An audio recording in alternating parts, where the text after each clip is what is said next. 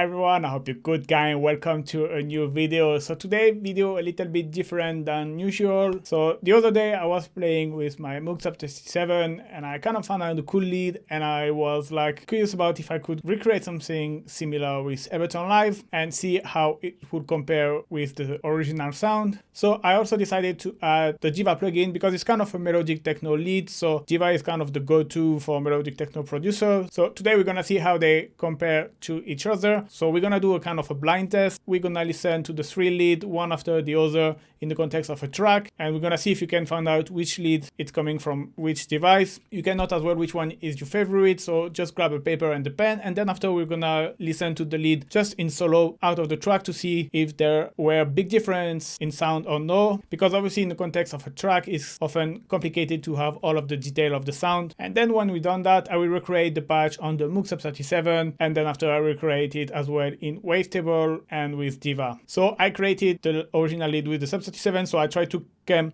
as close as possible with the Wavetable and Diva. Obviously they all have filters which react differently and different envelopes, so they are not exactly the same, but I tried to come as close as I could. I tried to match the volume as well. The effect chain is exactly the same for all of the sound. There is no one device with extra effect or no, they all have the same effect. All right, so let's find out which lead come from which device. So the original loop, like the original track context, sound like this.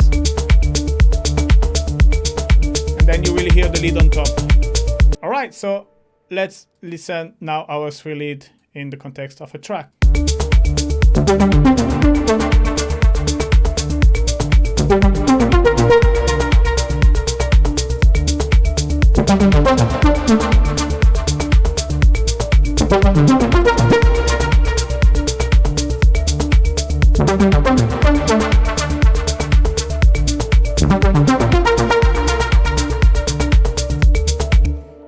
All right.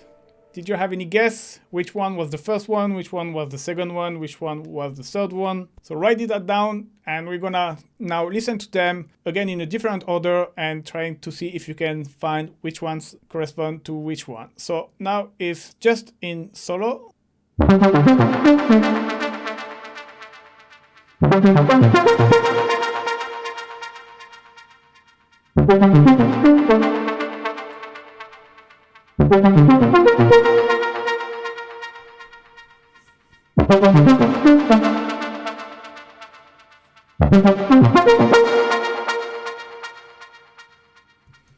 Alright, so now it's time for the result. So in the context of a track, the first lead that you heard was actually coming from Ableton Wavetable. The second lead was coming from the Moog Sub37, and the third lead was coming from the Diva. So to be honest, in my opinion, in the context of the track, there is a big difference between Sub37 and Wavetable. A little bit more with Diva. Diva kind of sound different, but I might have an explanation for that. The thing is, I'm not super familiar with Diva. It's not a plugin I use. I basically use the demo version for this video. I don't even own the plugin, so I try my best, but obviously I'm not familiar, so it might be possible to get closer. It still sounds good, but it sounds a bit different. And now when we listen in solo, so the first one you heard was the Diva, and then was the Wavetable on the second position, and then on the third position was the Sub37. When you listen in solo, I must consider the Moog is a bit more snappier, and as well the glide is a little bit better on the Moog Sub37. Obviously I will explain to you later when I will be in Wavetable and Diva why we have this different as well. Obviously it's different and they react different, but we're gonna find out more why. So let's jump into the Sub37 and recreate the patch from scratch. Alright, so we are here with the Sub37, so the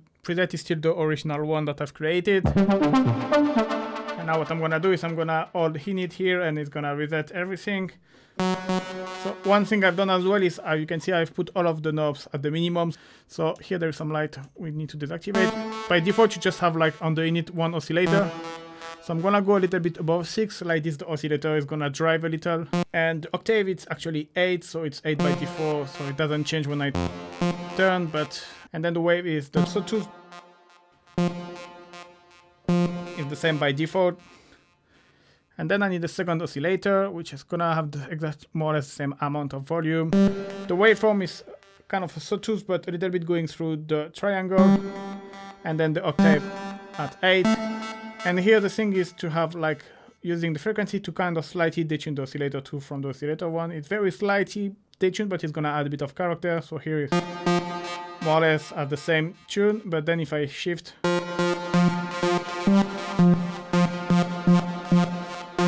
just a slight detune, and then when you're gonna low pass filter and add an envelope, it's gonna sound even nicer. So I'm gonna open the filter, I'm gonna shape the amplitude envelope. So I want the attack around 11 because we want this brassy effect. So here it's fine. The decay around maybe 1 o'clock, and I don't want any sustain, and the release maybe, yeah, somewhere like this. And so basically now I'm gonna bring the filter down, and I'm gonna apply this filter envelope here. So you want a strong envelope because you want kind of a nice snappy brassy sound, so you don't hear nothing, but you're gonna bring the attack more or less exactly like the amplitude envelope at 11 o'clock, and then you need to add a bit of decay to let it breathe as well. And sustain down, a bit of release. But now if you bring the filter down, maybe a bit more decay. You can add a bit of noise, but nothing crazy. One thing I've done, I add a bit of key tracking because the higher the note, like this way, the more it's gonna open the filter. So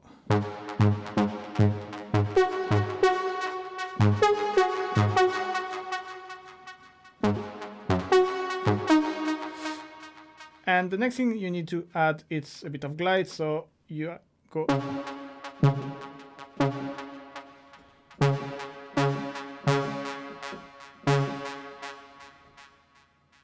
and both oscillator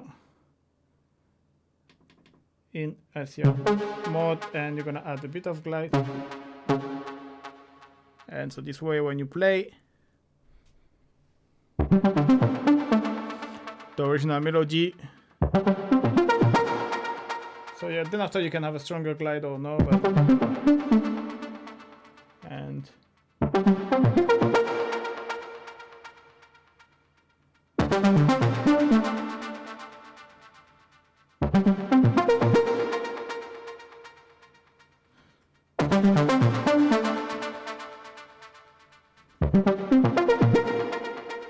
and yeah, you got your patch. So it's kind of a simple patch, but it works well. You can obviously adjust maybe a bit more attack if you want a more brassy effect. And yeah, so now let's jump into Wavetable to kind of recreate the same thing, but inside Wavetable. All right, so we have Wavetable here. As you can see, I reset the Wavetable patch, the effect chain is still there. So similar, I'm gonna use Sawtooth. So I'm gonna use the vintage, and I'm gonna use the Sub37, and I'm gonna go around here. Okay, and I want a second oscillator, and I'm gonna use a Sawtooth as well here. So here I try to replicate like having two different Sawtooths, and yeah, obviously detuning one from the other.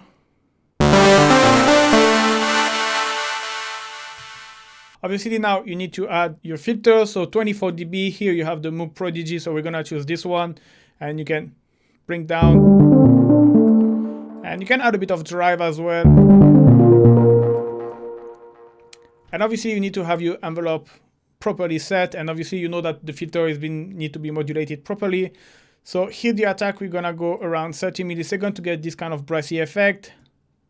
So maybe I'm gonna apply the modulation actually of the filter, so like this you're gonna hear better. So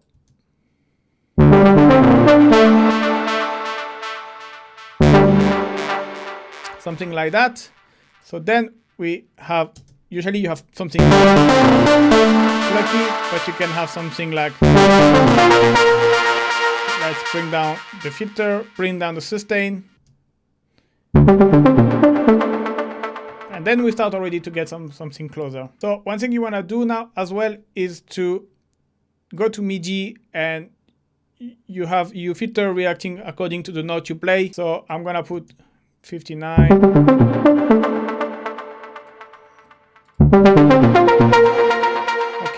put it in mono and add a bit of glide. Alright, now there is a problem with the glide here. You don't really hear the glide on the wavetable patch. The reason being, here, if you don't have on your MIDI note, basically, for example, here, if you doesn't have you not overlapping to each other, the glide is not engaged. The problem is if I decide to have the note overlapping to each other, what's gonna happen? You're gonna see you don't hear the note. The reason is because the envelope doesn't retrigger at each note, basically. If you have not overlapping here, the envelope's gonna trigger here, so the filter's gonna open here, but then it's gonna stay low here and here because notes are overlapping, and it's gonna open again on the note here when there is not overlapping. And this is something that you have in analog here. For example, if you go to the envelope, for example, of filter, you have a legato mode, which does exactly that. And I didn't find a way here that you could deactivate it. So basically you don't really have glide, which is a bit of a shade, but still sound close the sound. But if you find a solution, like to manage to have still the glide without having the filters going too much down neither, I will be happy to know which one is. So I'm just gonna go back here.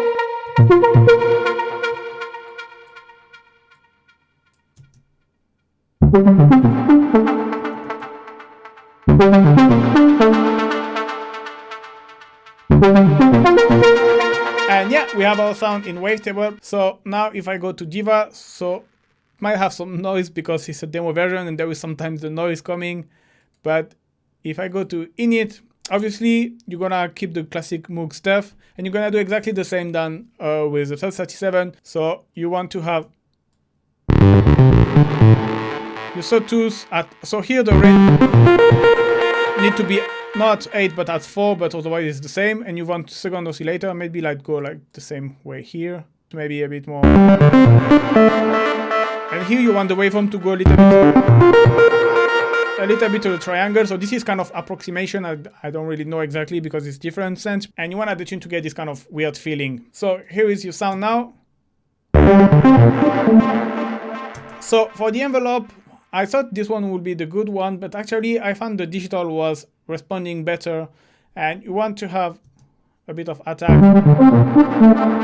So here you have the envelope one, which is modulating the filter, which is the same than the amp one, and you want to add a bit of attack. Bring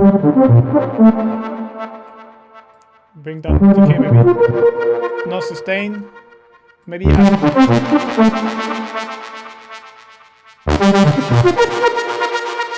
So the idea is to have a stronger filter envelope to have this kind of snappy, brassy effect. So keyboard, like,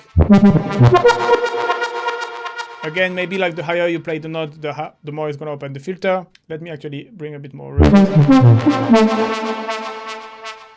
And yeah, obviously, things I haven't done, you want to put it in mono.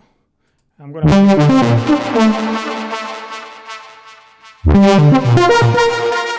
and you want to add a bit of glide. So is it funny because on the wavetable I found the tone of the sound closer than the Sub37, but I don't have the glide, and here I have a very similar glide, but I don't have exactly the tone of the Sub37. So it's quite funny. And yeah, that's pretty much it